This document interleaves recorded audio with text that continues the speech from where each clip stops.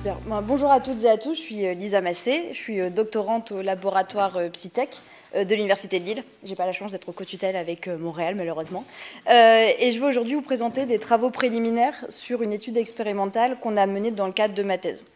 Donc, tout d'abord, je voulais vous vous présenter le contexte de ma thèse qui est en fait plus large et je travaille avec une association de protection de l'enfance, donc la Sauvegarde du Nord, qui réalise, entre autres, des mesures qu'on appelle des mesures de réparation pénale.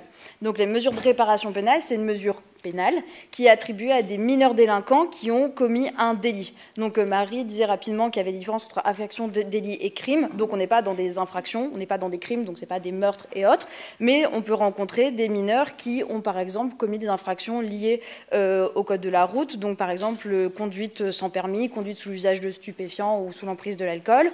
On peut rencontrer des personnes qui ont commis des vols, des infractions liées à l'usage de stupéfiants, que ce soit la vente ou la consommation, et également des jeunes qui ont réalisé des violences, et également certains qui ont commis des agressions sexuelles. Donc pas des viols, mais des agressions sexuelles. Et donc, plus précisément, la mesure de réparation pénale, comment est-ce que ça va se dérouler ? Lorsque une mesure va être décidée, pour un mineur, il va être convoqué au sein du service et il va rencontrer un travailleur social ou une travailleuse sociale avec ses parents, donc ses tuteurs légaux, et ensemble, avec ce premier rendez-vous, ils vont pouvoir travailler, réfléchir ensemble sur le projet éducatif. Donc tout d'abord, le professionnel va s'assurer que le jeune reconnaît bien son acte, parce que si le jeune ne reconnaît pas ce qu'il a fait et ne reconnaît pas sa culpabilité, il ne peut pas y avoir de travail éducatif réalisé. L'éducateur va également s'assurer que le jeune a bien compris ce que c'était qu'une mesure de réparation pénale, parce que ça peut parfois être flou. Et comme je disais, ils vont créer ensemble le projet éducatif. Donc ça va être un projet qui est co-construit entre le mineur qui est délinquant et le professionnel. Concrètement, pendant la mesure qui dure 4 à 6 mois, le jeune et l'éducateur ou l'éducatrice vont se rencontrer à multiples reprises, donc déjà pour voir le suivi, mais également pour travailler, donc pas sur la reconnaissance de la culpabilité, mais pour la responsabilité. Ça arrive très souvent, par exemple, que le jeune dise « bah oui, effectivement, je l'ai tabassé, mais c'est lui qui a commencé ». Donc, il reconnaît les faits, mais il ne se considère pas comme responsable de ce qu'il a fait. Donc ça, également, c'est un travail qui est réalisé. Et c'est également le moment et l'opportunité pour pouvoir travailler également sur des éléments périphériques, annexes, qui ne sont pas directement liés à la délinquance, mais qui peuvent également influencer. Par exemple, une déscolarisation, où donc du coup le professionnel peut réorienter vers d'autres structures, vers d'autres professionnels qui peuvent travailler sur ces éléments périphériques. Également, le jeune peut assister à ce qu'on appelle des modules, des ateliers de discussion avec d'autres mineurs qui réalisent des mesures de réparation pénale sur des sujets très différents. Ça peut être des discussions qui portent sur la loi, les violences, le cyberharcèlement, la citoyenneté, et donc en fonction des besoins des mineurs et de ce qui peut être pertinent pour eux. Et finalement, le centre de la mesure de réparation pénale, c'est ce qu'on avait appelé l'activité de réparation. Quand je parle de réparation, ce n'est pas forcément une réparation matérielle. C'est la plupart du temps une réparation symbolique du lien avec le jeune et la société, ou le jeune avec sa victime. Et donc, il y a plusieurs types de réparation. Celle qu'on souhaite le plus, mais qui ne se fait pas forcément dans la plupart des cas, c'est ce qu'on appelle une réparation directe, donc qui est réalisée directement avec la victime de l'infraction. Donc ça peut être par exemple une rencontre entre le jeune et la victime où chacun peut exposer son point de vue, ce qu'il a ressenti, comment ça s'est passé, ou par la rédaction d'une lettre d'excuse. Dans la plupart des cas, quand ce n'est pas possible, parce que des fois il n'y a pas de victime, dans le cadre d'infractions stupéfiantes, il n'y a pas de victime directe qui est identifiée, ou quand la victime ou l'auteur refuse, alors dans ce cas-là, c'est une mesure qu'on appelle indirecte, et c'est par la réalisation, par le fait de réaliser plusieurs heures au service de la collectivité, donc auprès d'associations, comme par exemple faire des maraudes, faire des distributions alimentaires avec la Croix-Rouge, ou donner des heures des épiceries solidaires, la LPA, ou également des services municipaux. Donc ça, c'est construit en fonction de l'infraction du mineur, qu'est-ce qui peut être pertinent, mais également des fois son projet professionnel pour le réinsérer. Ce mineur-là, il aimerait bien être peintre en bâtiment, ok, là, on n'a pas d'idée d'activité en lien avec ce qu'il a fait, mais par contre, ça peut être pertinent pour lui de réaliser des heures avec les services municipaux et des personnes qui peintrent en bâtiment, par exemple. Donc voilà, c'est un projet qui est personnalisé et construit et qui est prévu éducatif pour les mineurs. Lorsque cette mesure de réparation pénale a été créée dans les années 90, ça s'est fait principalement avec l'aide et sur la base de processus psychanalytiques. Donc voilà, ça a été réfléchi avec des psychanalystes. Et dans le cadre de ma thèse en général, on va réfléchir au final à quels processus psychosociaux peuvent être à l'œuvre également dans la mesure et exister. Il y en a vraiment beaucoup. Aujourd'hui, je vais uniquement vous parler du sentiment d'appartenance à la société et de l'empathie. Le sentiment d'appartenance à la société repose sur la théorie de l'identité sociale, qui postule qu'on se sent tous plus ou moins appartenir de façon plus ou moins forte à différents groupes. On peut s'identifier à son genre, son âge, sa couleur de peau, son orientation sexuelle, mais également par exemple le sport qu'on pratique ou autre. Et parmi tous les groupes possibles, on peut également se sentir plus ou moins appartenir à la société dans laquelle on vit. Et ce sentiment d'appartenance à la société, il est très important parce que lorsqu'on se sent appartenir à un groupe, on a envie que ce groupe réussisse et fonctionne. Et donc du coup, c'est la théorie du contrôle social.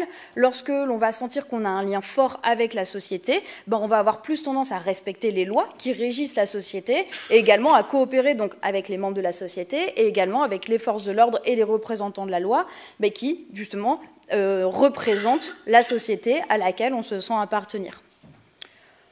Donc, dans le cadre de la mesure de réparation pénale, ce sentiment d'appartenance à la société, il va être travaillé de plusieurs façons. Donc déjà, lors des rencontres avec les policiers, avec les juges. Dans le cadre d'une mesure directe, le sentiment d'appartenance à la société il peut être renforcé de par l'interaction avec la victime.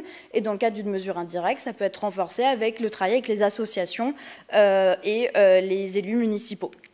Et en fait, il y a même un double lien qui peut se créer entre le jeune et la société. C'est que l'objectif de la réparation, c'est d'amener le jeune à avoir une vision différente de la société, donc à se réinsérer ou même s'insérer tout court dans cette société, mais également d'amener la société à avoir une vision différente des jeunes, à pouvoir mieux comprendre les délinquants, leurs actes et leur vie aussi à côté, donc pouvoir mieux comprendre qui ils sont.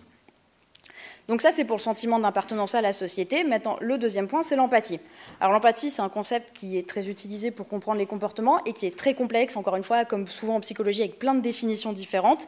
Aujourd'hui, je vais juste vous présenter la différence qu'on fait entre empathie cognitive et empathie affective. L'empathie cognitive, c'est la capacité qu'on a à comprendre l'émotion, à savoir identifier une émotion d'autrui, et tandis que l'empathie affective, c'est le partage de cette émotion et de ce vécu. Donc du coup, si je vois mon ami qui pleure, mon empathie cognitive va permettre que j'identifie qu'elle est triste, alors que l'empathie affective va faire que je ne vais pas sautiller vers elle toute contente, mais que je vais plutôt ressentir également de la tristesse en voyant mon ami triste. Qu'il s'agisse de l'empathie cognitive ou de l'empathie affective, l'empathie va avoir un impact sur mon comportement. Plus précisément, plus je vais avoir d'empathie, que ce soit cognitive ou affective, et moins je vais avoir tendance à réaliser des comportements antisociaux, et plus je vais avoir tendance à, au contraire, avoir des comportements prosociaux envers autrui. Donc du coup, l'empathie, c'est également quelque chose qui est beaucoup travaillé dans le cadre de la mesure de réparation pénale. Donc ça, c'était le contexte. Et nous, à la lecture de tous ces éléments, on a voulu réaliser un plan expérimental dans lequel on pouvait manipuler à la fois l'induction empathique, donc induire de l'empathie chez les jeunes, voir est-ce que induire l'empathie, augmente l'empathie, et également travailler sur l'intégration sociale. Donc voilà, un plan expérimental pour un peu simuler ce qui est fait, une partie du travail social réalisé avec les jeunes. Donc c'est un plan expérimental en 2x2, donc on a 2 manipulations et à chaque fois une condition expérimentale et une condition contrôle, que je vous détaille juste après. Et donc on a voulu voir l'influence de notre plan expérimental sur les comportements prosociaux, mais aussi sur l'empathie.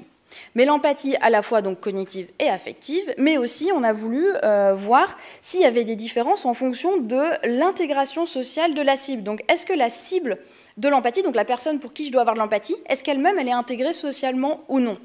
Parce que ça peut être très intéressant, et j'en reviendrai en discussion dessus, de se dire, en fait, est-ce que c'est la même chose d'avoir de l'empathie pour n'importe qui ou de l'empathie pour ma victime? Par exemple, c'est la même chose d'avoir de l'empathie pour une mamie à qui j'arrache le sac et pour un autre jeune, un mineur marginalisé avec qui je me bats. Donc voilà, on a voulu voir un peu ça, ce qui n'est pas encore fait dans la littérature. Pour des raisons pratiques, dans le cadre de cette étude, on n'a pas pu réaliser notre expérience avec des mineurs qui réalisent des mesures de réparation pénale, par rapport aux autres études réalisées dans le cadre de ma thèse, où là, on a eu accès à cette population. Mais donc, on a interrogé 188 étudiants et étudiantes en licence 1 de psychologie, donc qui avaient en moyenne 18,6 ans.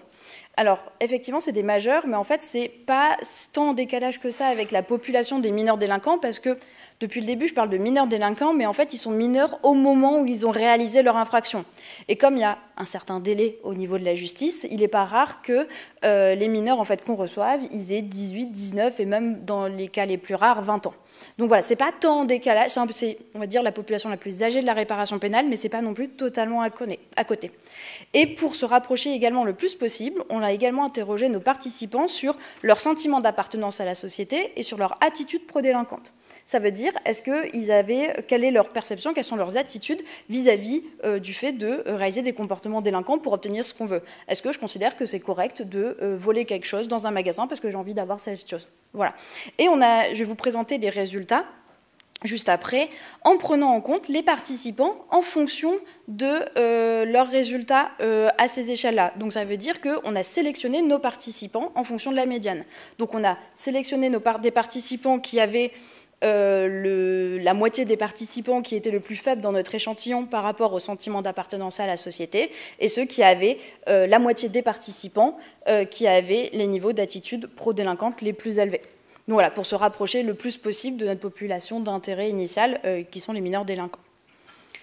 Concernant notre manipulation expérimentale, donc pour l'induction empathique, c'est une manipulation tout à fait classique où les participants, donc dans la condition contrôle, ils n'avaient rien du tout, et dans la condition expérimentale, ils devaient lire un petit paragraphe sur une personne qui se faisait braquer dans son magasin, et on leur demandait comment est-ce qu'ils se seraient sentis s'ils avaient été à la place de Michel, ou Michel Le, dans la situation. On a apparié le genre de la personne de la situation avec le genre du participant pour éviter les biais liés au genre.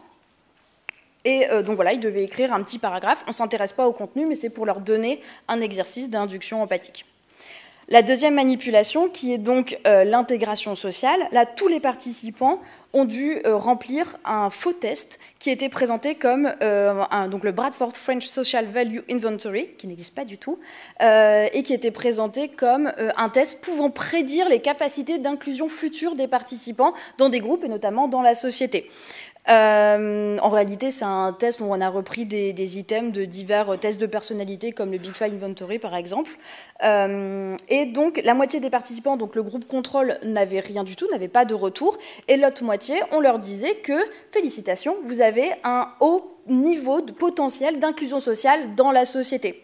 La plupart des études qui existent le font sur l'exclusion, donc un niveau très faible. On a voulu pas être méchant avec nos licences 1 de psychologie, donc on a fait l'inverse, où on a voulu voir si on leur disait qu'ils avaient un potentiel d'inclusion sociale. Donc là, c'est juste un petit extrait du paragraphe, mais en réalité, c'était un peu plus détaillé. Et on leur disait même, vous n'avez peut-être pas, vous, maintenant, le sentiment d'être très inclus dans la société, mais ce test, il prédit que par rapport aux autres, plus tard dans le futur, statistiquement, vous avez plus de chances de vous sentir intégré dans des groupes sociaux, et notamment dans la société.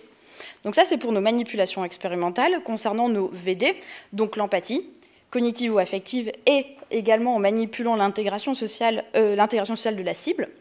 Donc, tout d'abord, tous les participants voyaient des prénoms, donc en disant, premièrement, que Léa, Théo, Thomas, Emma, Camille et Maxime avaient passé le même test que eux et avaient eu des scores très élevés. Et avec, encore une fois, en dessous, un grand paragraphe qui décrit qu'est-ce que ça veut dire d'avoir un score très élevé. Et à l'inverse, que certaines personnes, Manon, Chloé, Lucas, Hugo, Océane et Enzo, avaient eu, quant à eux, un score très faible à ça et avec, encore une fois, un paragraphe de ce que ça voulait dire. Et après, tous nos participants lisaient 12 situations. À chaque situation, on donnait le prénom de la personne, on rappelait son résultat au score. Donc là, par exemple, Lucas qui a un potentiel faible d'inclusion. Et il y avait une situation. Certaines situations étaient positives, d'autres négatives. Donc là, par exemple, c'est Lucas, super, il a gagné une voiture en jouant à la loterie. Et ensuite, on avait deux questions. La première question pour l'empathie cognitive et la deuxième question pour l'empathie affective. Et à chaque fois, c'était des gradients pouvant aller de 0 à 100. Concernant le comportement prosocial maintenant, malheureusement, on n'avait pas les moyens ni le temps de faire tomber un portefeuille et de voir si les personnes le ramassent comme on fait classiquement en psychologie sociale, mais on a réfléchi à une autre méthode et on s'est dit, là, on leur propose de faire une étude et on va leur dire qu'il y a d'autres études en psychologie qui existent et qu'il y en a plein, et on leur demande, combien de temps est-ce que vous seriez prêt à donner pour une autre étude, en disant, en fonction du temps que vous donnez, vous n'aurez pas forcément la même expérience. Donc du coup, ils pouvaient choisir d'accepter de participer à des études futures de 0, donc ils refusent, à 120 minutes, avec des paliers de toutes les 15 minutes. Donc voilà un peu pour toute cette méthodologie avec toutes ces variables qui se croisent.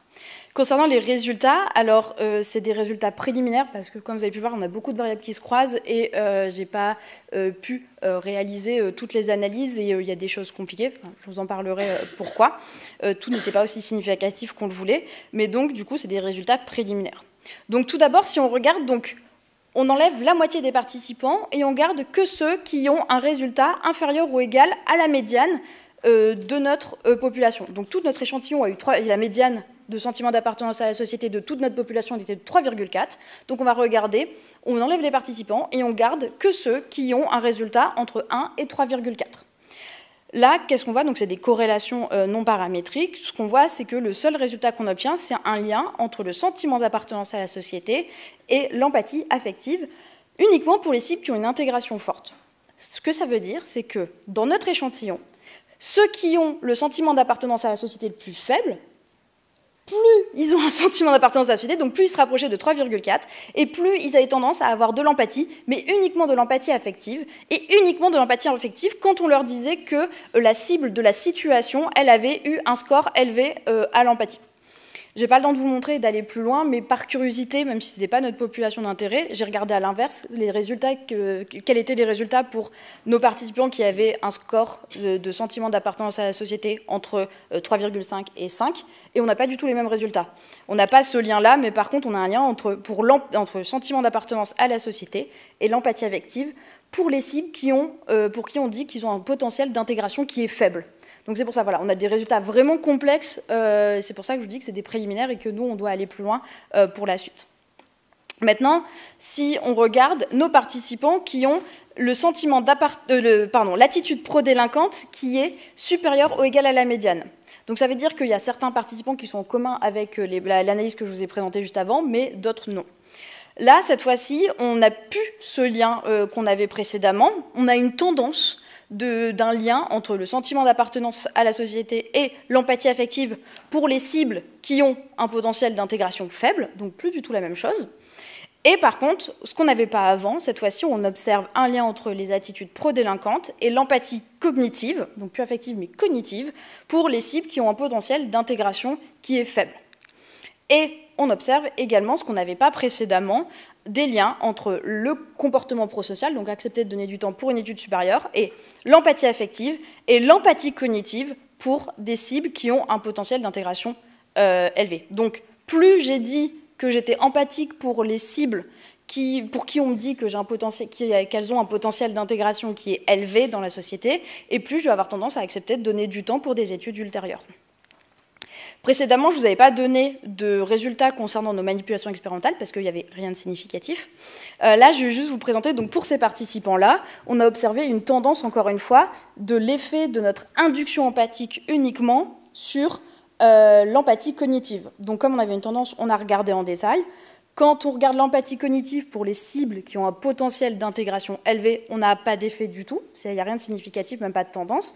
Par contre, pour les cibles qui ont un potentiel d'intégration faible, là, on a un effet significatif. Donc ça veut dire que, parmi tout notre échantillon, quand on regarde ceux qui ont une attitude pro-délinquante supérieure ou égale à la médiane, on voit qu'il y a un effet de notre induction empathique, donc le fait d'avoir lu la petite vignette et d'avoir s'être mis à la place donc, de Michel, et bien cet exercice-là, ça permet à ces participants-là spécifiquement d'avoir plus d'empathie cognitive pour les cibles qui ont un potentiel d'intégration qui est faible. Mais on n'a pas d'effet de l'intégration sociale et il n'y a pas d'effet d'interaction dans aucune des situations. Résultat un peu plus simple maintenant, pour terminer sur les résultats. Qu'il s'agisse de l'empathie cognitive ou de l'empathie affective, peu importe les participants qui sont pris en compte, on se rend compte que les personnes, en général, ont tendance à avoir plus d'empathie lorsqu'on dit que la cible de la situation a un potentiel d'intégration qui est élevé par rapport à un potentiel d'intégration faible. Donc on a tendance à avoir plus d'empathie pour les personnes qui sont incluses dans la société que les personnes qui ne le sont pas, et ça, peu importe notre sentiment d'appartenance à la société à nous. Donc, des résultats qui, au final, sont nuancés, qui sont complexes et vraiment variés selon les populations qu'on prend en compte, mais au final, ce qu'on peut observer, c'est qu'on a quand même déjà une importance de la cible de l'empathie. On a des résultats qui ne sont pas les mêmes en fonction de envers qui est-ce qu'on a de l'empathie. Donc ça, c'est super important déjà, c'est peu fait dans les études, on s'intéresse à l'empathie en général, mais finalement, et nous particulièrement dans le cadre de la délinquance, on peut s'intéresser à l'empathie envers qui. Et comme je disais, est-ce que c'est pareil? Est-ce que envers qui est-ce qu'on doit faire ce travail-là? Est-ce que c'est pareil de travailler de l'empathie générale? Souvent, les travailleurs sociaux, ils parlent d'empathie générale ou des fois d'empathie envers la victime. Et ça, ces résultats-là, ils nous permettent d'aller plus loin et de se dire, OK, il faut creuser plus loin pour savoir auprès de qui, envers qui est-ce qu'on travaille cette empathie-là. Et est-ce qu'on aurait des résultats différents ou pas? Et également, ça pourrait être intéressant de s'intéresser à d'autres groupes sociaux. Là, je vous ai parlé du sentiment d'appartenance à la société, mais en fait, comme je disais, on a tous et toutes de nombreux groupes d'appartenance, et il y a ce qu'on appelle l'identité sociale criminelle également, qui peut se développer notamment au cours de l'adolescence, donc c'est le sentiment d'être délinquant. Et est-ce qu'on aurait finalement des différences? Pas quand on ne regarde pas est-ce que je me sens appartenir à la société, mais quand je me sens appartenir à des groupes délinquants.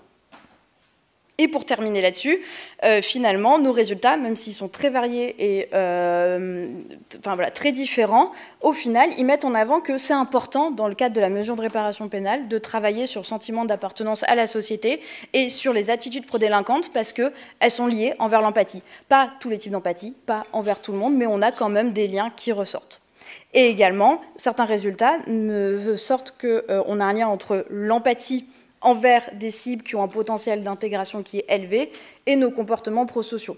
Et là, juste un petit questionnement qu'on se pose, c'est nos comportements prosociaux, c'est au final avoir des comportements envers des chercheurs, et des chercheurs qu'on considère en général comme des cibles plutôt intégrées socialement. Donc, est-ce qu'au final, on aurait les mêmes résultats en fonction des comportements prosociaux? Est-ce que j'aurais la même chose si je leur demande d'avoir un comportement prosocial envers une personne marginalisée, envers une personne qui n'est pas intégrée socialement? Voilà. Je vous remercie pour votre attention.